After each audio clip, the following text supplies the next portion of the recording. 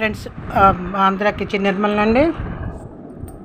ఇప్పుడు పొయ్యి మీద ఒక ప్యాన్ పెట్టుకుని ఒక స్పూన్ నెయ్యి వేసుకొని డ్రై ఫ్రూట్స్ వేసుకుని వేయించుకొని పక్కన పెట్టుకోవాలి.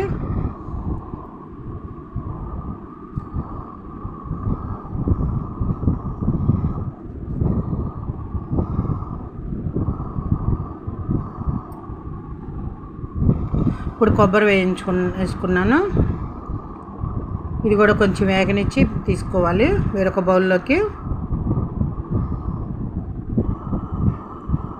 ఒక కప్పు వాటర్ పోసుకుని ఒక కప్పు బెల్లం వేసుకున్నాను.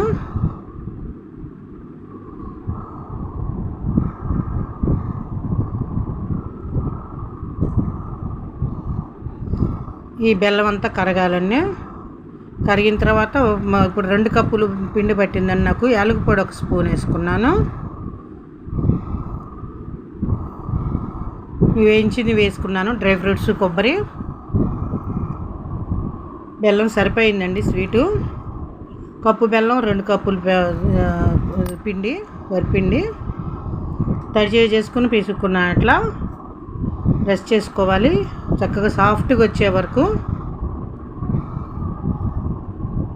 నెయ్యి చేసుకుని అలా రెస్ట్ చేసుకోవాలి.